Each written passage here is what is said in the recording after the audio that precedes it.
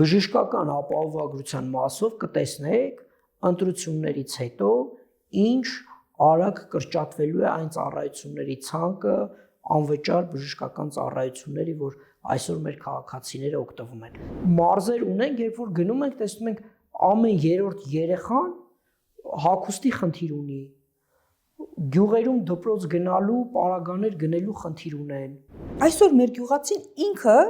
ապրելով բերքատու հողում կարիքավոր է։ Դա ինչպես ստացվեց, որ նույնիսկ սննդի խնդիրը մարդիկ չեն կարողանում լուծել։ 1 լիտր կաթը շատ դեպքերում ավելի էժան է, քան 1 լիտր ջուրը։ Դա ոնց կարա լինի։ Այդ 300,000 ադրբեջանցիները, որոնց Ալիևը մտադիր է գործուղել Հայաստան, ամենևին էլ գիտնական ու կոմպոզիտոր չեն։ Լինելու են ձերբակալվածներ, նախկինում քրեական ինչ-որ ճանապարհ կամ զինվորականներ նախկին, հնարավոր է Սիրիայից կամ արաբական այլ երկրներից վարձկաններ նույնիսկ։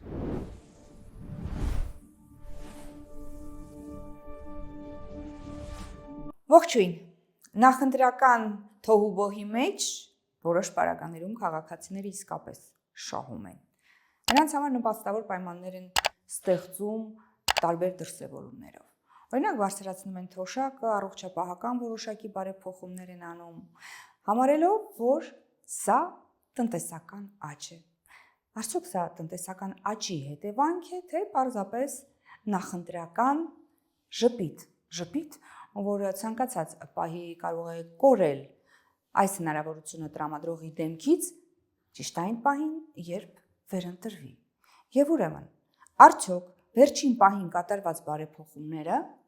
տնտեսական աճի հետևանք են, թե մտածված նախընտրական քայլեր։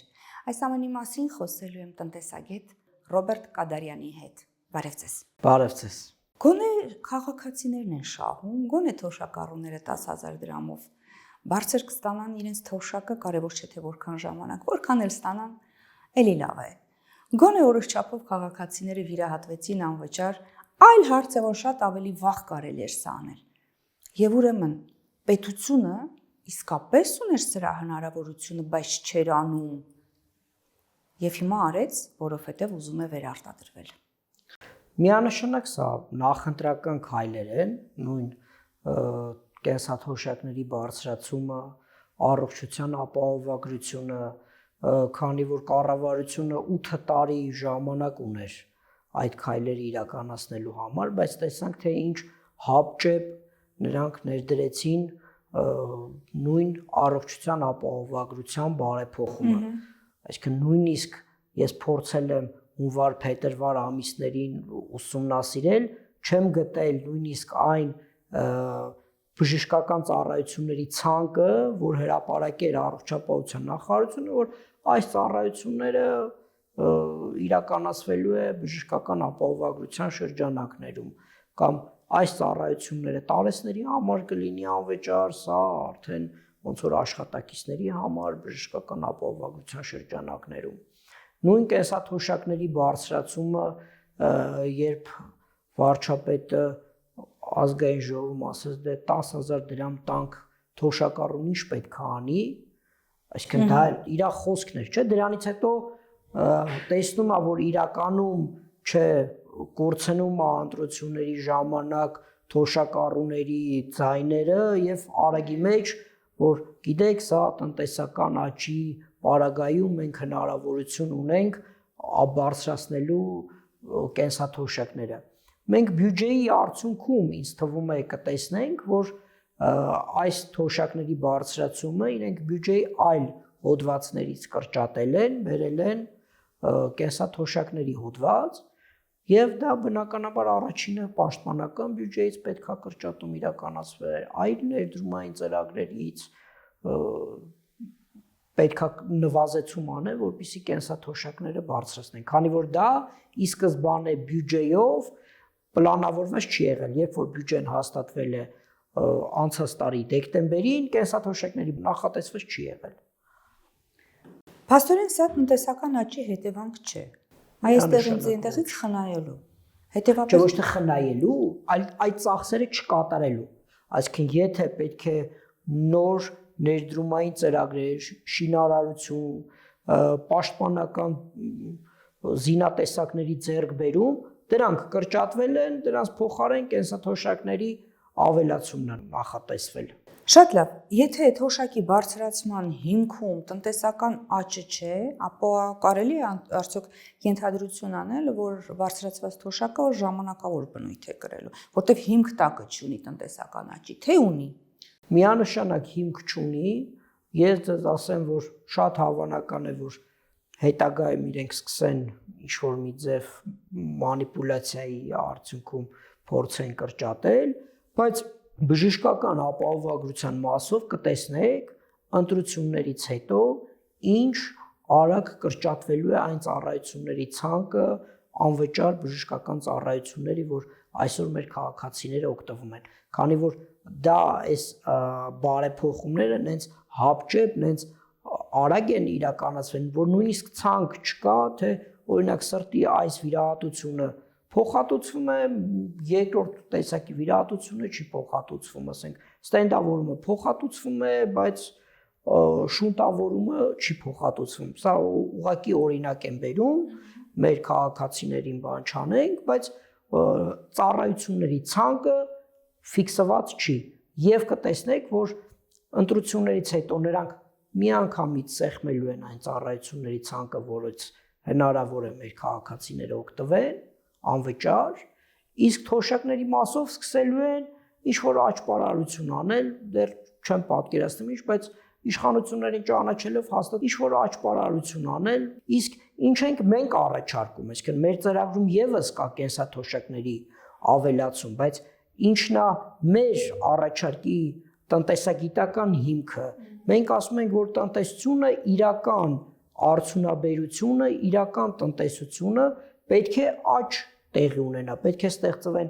նոր աշխատատեղեր, 300,000 աշխատատեղերի մասին, որ խոսում ենք, դա հենց դրա մասին է, որ պետք է ստեղծվեն նոր արտադրական հզորություններ, նոր աշխատատեղեր, որպեսզի այդտեղից եկող հարկային մուտքերի շնորհիվ մենք կարողանանք իրական եկամուտներով ավելացնել մեր թոշակառուների կենսաթոշակները եւ ապահովենք իրենց իսկապես արժանապատիվ ծերություն։ Բացի սա 150,000 դրամ ամսավճար է նաև նախատեսված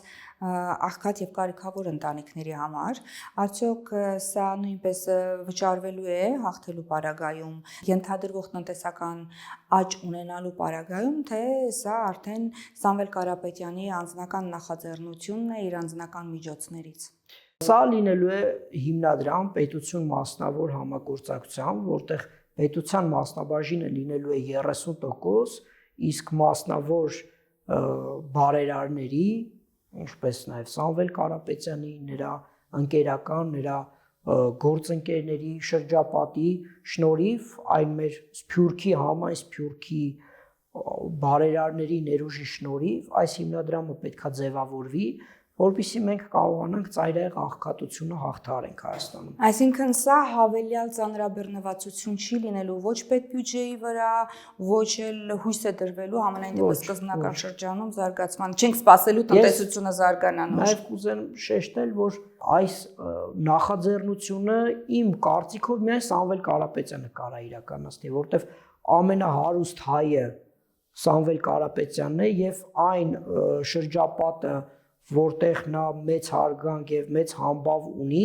միայն նա կարող է կոնսոլիդացնել այս գաղափարի շուրջ, որպեսզի կարողանանք Հայաստանում հաղթահարել աղքատությունը։ Ես կուզենամ մի քանի թիվ նաև ասել աղքատության ցուցանիշների վերաբերյալ։ Հայաստանում աղքատությունը 21 թվականին եղել է մոտավորապես 24%,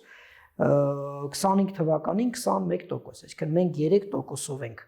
կարողացել աղքատությունը հաղթահարել, այսինքն մեր բնակչության 21%-ը այժմ ապրում է աղքատության շեմից ներքև։ Իսկ նույն մեր հարևան Վրաստանում, երբ մենք համեմատություն ենք անում, քանի որ եւ տնտեսության, եւ բնակչության թվականակով շատ մոտ ենք, Վրաստանում 21 թվականին եղել է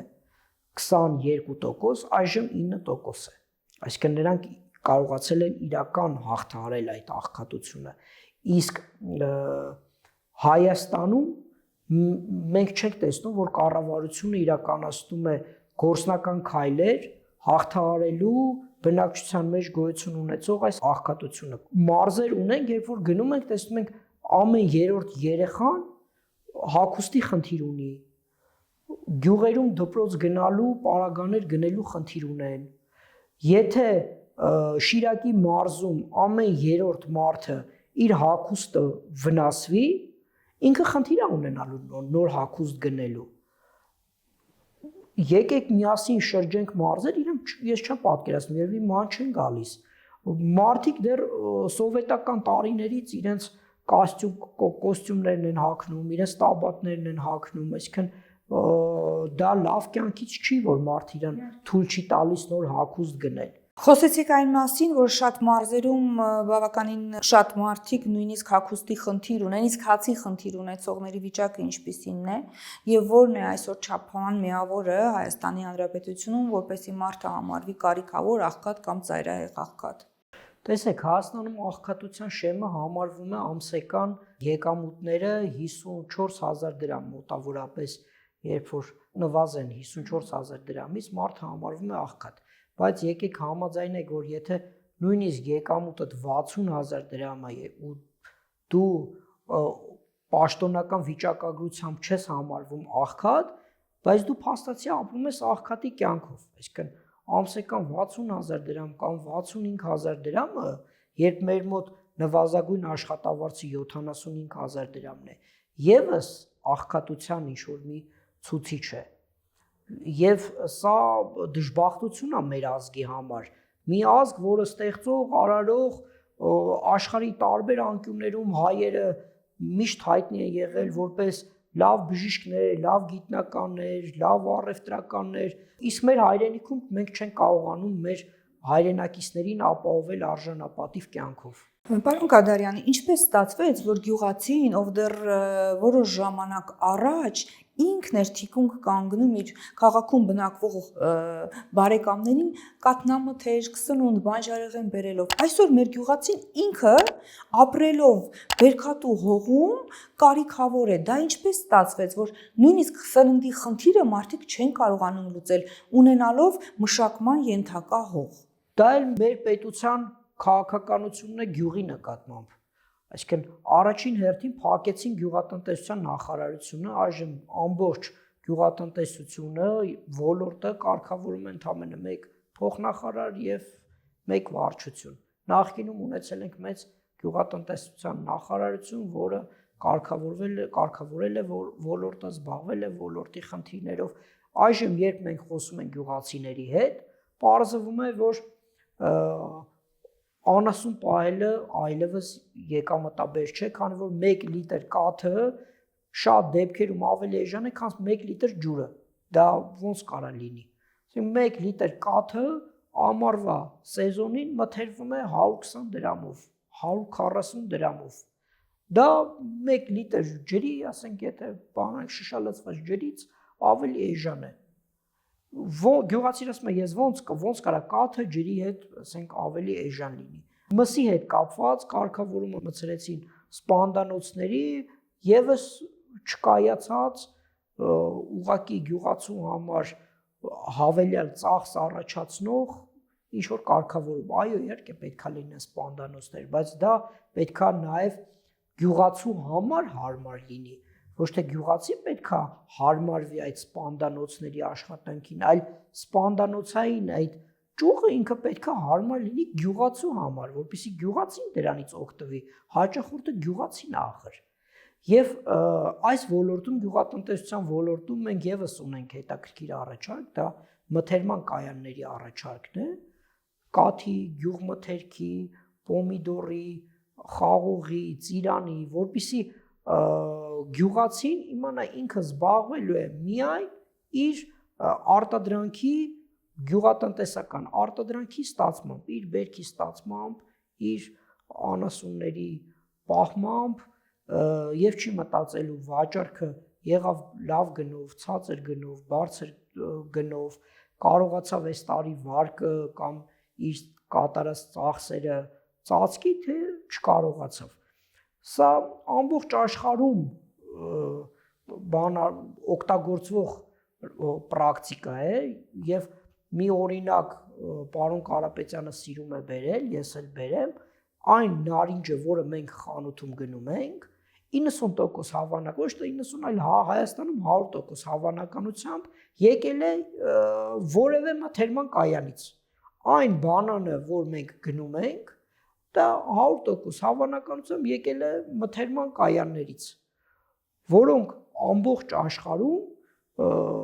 արդեն գոյություն ունեցող 70-ական թվականներից գոյություն ունեցող ընկերություններ են, ձեռնարկություններ են իրենց լոգիստիկ շղթայով, իրենց պահեստներով, սարսարանային տնտեսությամբ, որպեսզի կորուստը քիչ լինի, վերադիր ծախսերը կարողանան խնայել եւ մեզ հաճախ հարցնում են իսկ այդ մթերման կայանների շահույթը դա գինը ավելացնելու է թե չէ, իհարկե չի ավելացնելու, քանի որ իրենք գյուղացու կորուստը մթերքի 20-ից 30% է կազմում, պատկերացնում եք, այսինքն ծիրանը մթերելուց, խաղողը մթերելուց գյուղացին 20-ից 30% ունենում է կորուստ, կորցնում է, իսկ մթերման կայանը այդ կորուստը չի ունենալու։ Եվ հենց այդ խնայողության շնորհիվ է ինքը կարողանալու իր շահույթը եւ իր վերադիր ծախսերը իրականացնել։ Շատ գյուղացիներ արդեն տասնամյակից ավելի է լակոնիկ նույն այս տրամաբանությամբ պահեստավորում են իրենց իսկ վերքը, խաղող, խնձոր, ամռան է իրենց տան որևէ հատվածում կամ հավելյալ կառույցում սարսարանային ինչ-որ պայմաններ ստեղծելով եւ ձմռանը հատկապես ամանորի նախաշեմին մենք տեսնում ենք շուկայում թարմ խաղող, թարմ խնձոր, ինչը հենց դրա արդյունքն է։ Եթե սրան վերաբերենք պետական ծրագրով, ապա մասշտաբները իհարկե ավելի կմեծանան եւ այս հնարավորությունից արդեն բոլոր գյուղացիները օգտվելու հնարավորություն կունենան։ Ես ուզում եմ խոսել նաև այն մասին, որ ինչպես նշեցինք, Հայաստանը իշխանությունը, կառավարությունը ներկայացնում է, որ այս տարիների ընթացքում Հայաստանը 3% տնտեսական աճ է ունեցել։ Միևնույն ժամանակ մենք տեսնում ենք, որ հարկային քաղաքականությունը անգամներ է ավելացել։ Նույն գույքահարկը ավելացել է մի քանի անգամ։ Ես ուզում եմ հասկանամ այստեղ տրամաբանությունը։ Եթե տնտեսական աճը ըստ ներկայացվածի 3% է, հետևապես քաղաքացու եկամուտն էլ համապատասխան պիտի աճած լինի ոչ ավել քան 3%-ով, այսինքն մեծ հաշվարկի մեջ։ Այդ ինչպես են պատկերացնում, որ քաղաքացին, ում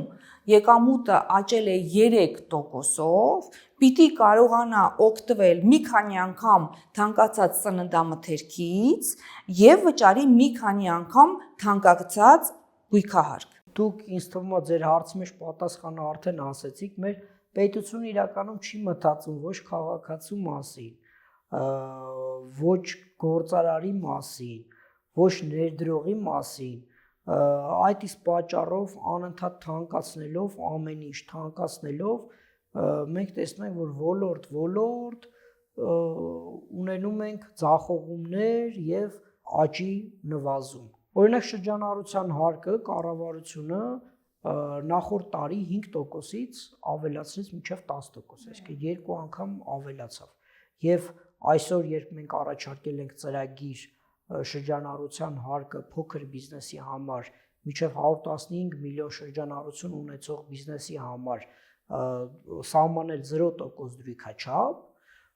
բազմաթիվ գործարարներ, նույնիսկ անձեռնարկատերեր, ովքեր փակել են իրանց փոքր բիզնես, ասում են, երբ որ դուք անցնեք, մենք գալու ենք, նորից սկսելու ենք, քանի որ այդ հարկերը չենք կարողացել վճարել, իմաստ չի ունեցել բիզնես անելու։ Տեսեք, մի հատ օրինակ բերենք, մեր քաղաքացիներն էլ որ պատկերացնեն, բիզնեսը աշխատելով ունի 20-ից 25% շահութաբերության նորմա։ Դա մեր շուկայական պայմաններում այդպես է, եւ երբ որ նա 10% հարկ է վճարում, դուրս է գալիս հարկային բեռը իր բիզնեսի շրջանառության համար, դառնում է 35-ից 50%, նայած ինքին շահութաբերության նորմա ունի։ Ու սա շատ անարդար է գործարարի նկատմամբ։ Այդ իսկ պատճառով պարոն Կարապետյանը առաջարկել է այս ծրագիրը եւ մենք հենց առաջին 100 օրվա ընթացքում իրականացնելու ենք եւ շրջանառության հարկը սահմանելու ենք 0%, փոքր բիզնեսի համար։ Իդեպ տեսեք, մենք տեսնում ենք որոշակի բարեփոխումներ ներկայիս իշխանությունների կողմից նույն առողջապահության վերաբերյալ, նույն թոշակի վերաբերյալ հենց ընտրությունների շեմին։ Արդյոք ուժեղ Հայաստան կուսակցության հաղթանակի պարագայում նույնպես արդյունքներին պիտի սպասենք մինչև հաջորդ ընտրությունները։ Իհարկե ոչ։ Դրա համար ես նշեցի, որ առաջին հենց 100 օրվա ընթացքում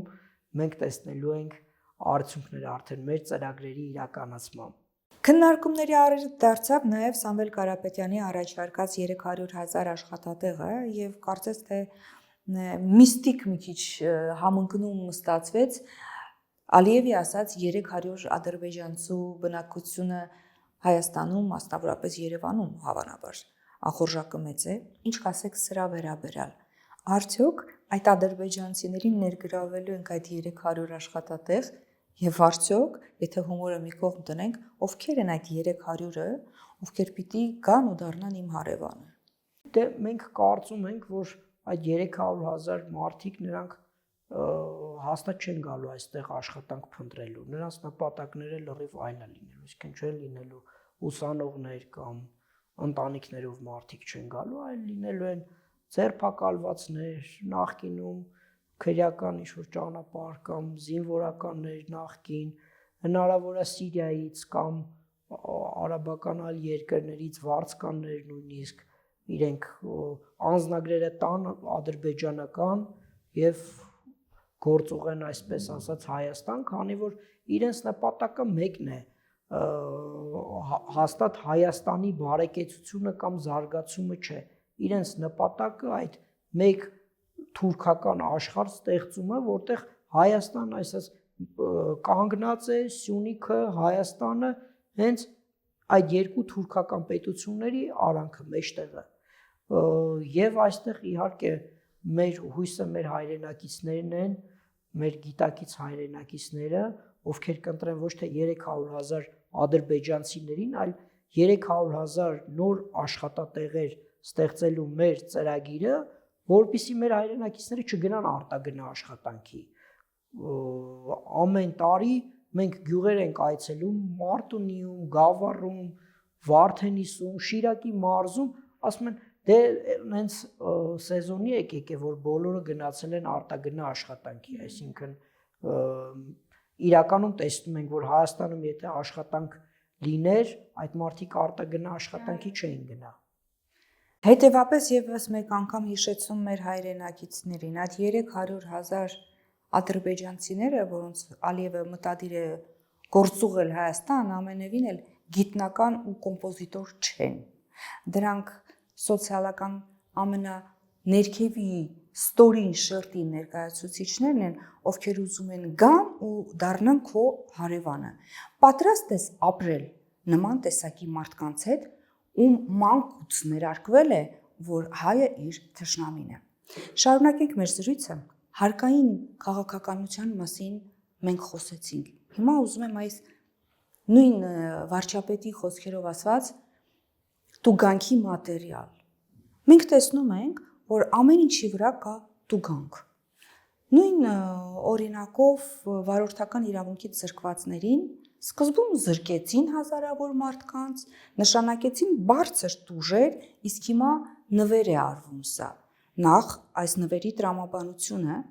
եթե մարդ ոչ թափ վիճակում ղեկին է նստել, ինչի հիմքով ազատվել է, ուրեմն միգուցե նրան պետք չէ տալ այդ վկայականը։ Պատիժը թող մնա ուժի մեջ, եթե այդ պատիժը օբյեկտիվ է եղել։ Եթե օբյեկտիվ չի եղել, ուրեմն օգտագործել ես որպես տուգանքի մատերիալ։ Ես այստեղ շատ ճիշտ եք ասում, իհարկե կան քաղաքացիներ, ովքեր հիրավի կան քաղաքացիներ, որոնք որ անօրինական կերպով զրկվել են վարորդական վկայականներից, այսինքն նույն այդ բալային համակարգի ներդրման թերի աշխատանքի պատճառով բալերի զրոյացման արդյունքում են զրկվել։ Այստեղ ուշադրությունը կցանկանայի սևեռել եւս այն հանգամանքի, որ դա ընտրություններից 1 ամիս առաջ է հայտարարվում։ Այսինքն սա պարզ ընտրողների համար սիրաշահելու այլ բառ չեմ գտնում, ինչ որ հնարքներ է, որը իշխանությունները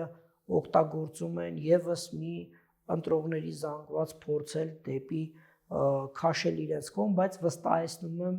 դա իրենց մոտ չի ստացվելու եւ հունիսի 8-ին մենք ունենալու ենք ուժեղ Հայաստան, մեր քաղաքացիները վստահ եմ ճիշտ ընտրություն են կատարելու։ Սիրաշահել որոշակիորեն միգուցե ստացվում է շահախնդիր քաղաքացիներին, բայց կարծես թե վարչապետի նյարդերը վերջին օրերին մասնավորապես տեղիք են տալիս եւ ձայնը բարձրացնում է քաղաքացիների վրա, նույնիսկ քաշքշում։ Այսինքն սիրաշահման նախագիծը կարծես թե նույնպես տապալվում է։ Միանշանակ տապալվելու է։ Նրանց չի հաջողվելու այս ընտրությունները հաղթել։ Սա ցույց են տալիս նաև մեր շփումները մեր քաղաքացիների հետ եւ գիտակցության աստիճանը գնալով բարձրանում է եւ մենք վստահ ենք, որ